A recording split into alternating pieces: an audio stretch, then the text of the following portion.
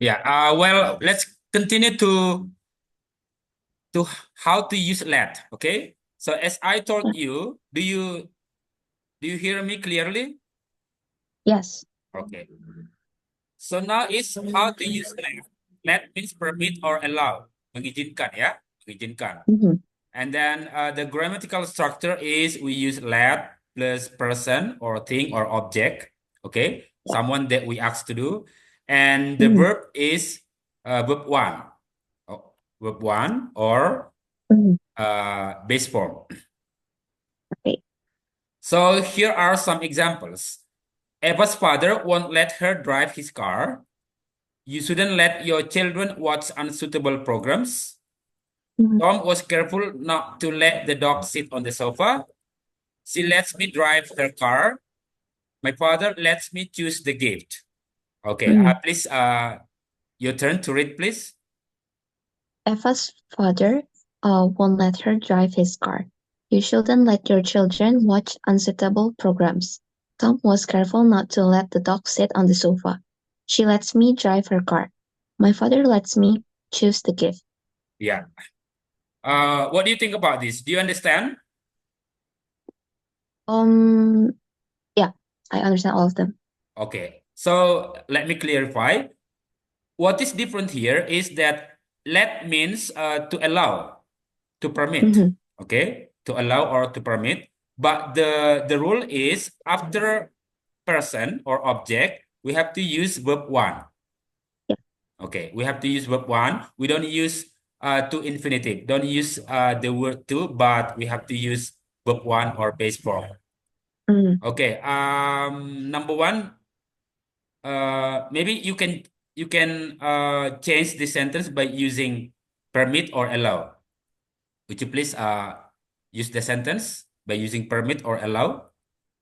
Um, Eva's father's let uh her drive his car. Eva's father want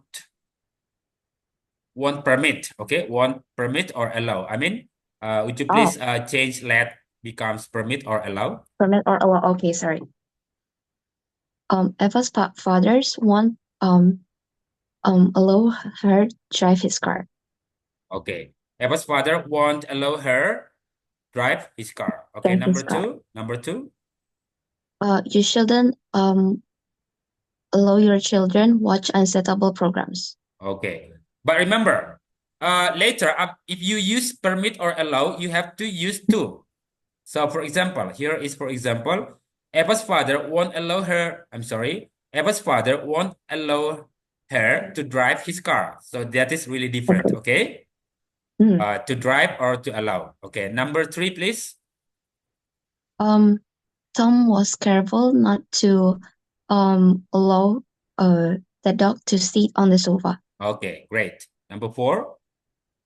She lets me as she permit me to drive her car.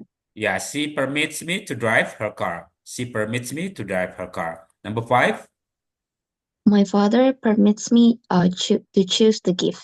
Okay. My father permits me to choose the gift. So Mm. this is the grammar, the grammatical structure of how to use causative verbs or causative sentence, or majority we also use causative clause.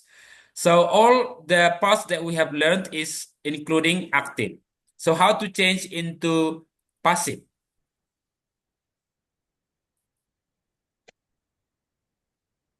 Okay, Um, look at this.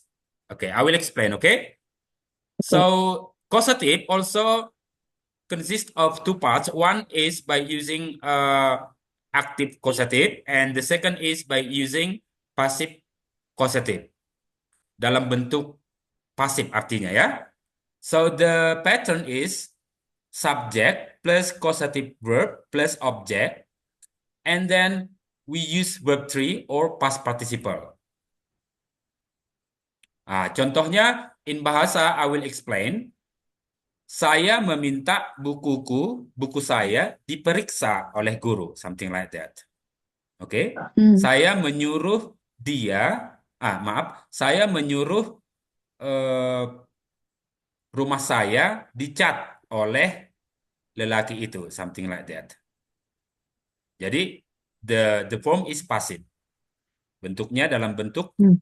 passive form or passive sentence. Okay? Okay. Yeah.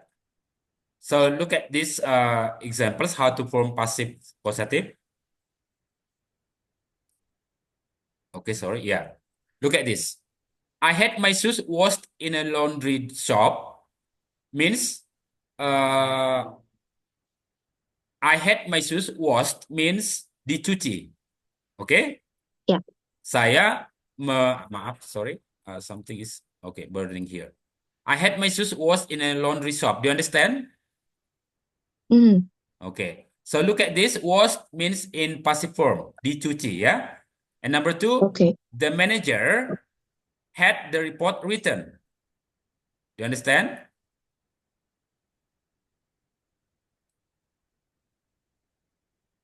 The manager had the report written. Written means ditulis. Okay, number three, I had my hair cut. So this is verb three. Saya menyuruh atau meminta rambut saya dipotong. Okay? And number four, I had my jacket cleaned yesterday. So it means,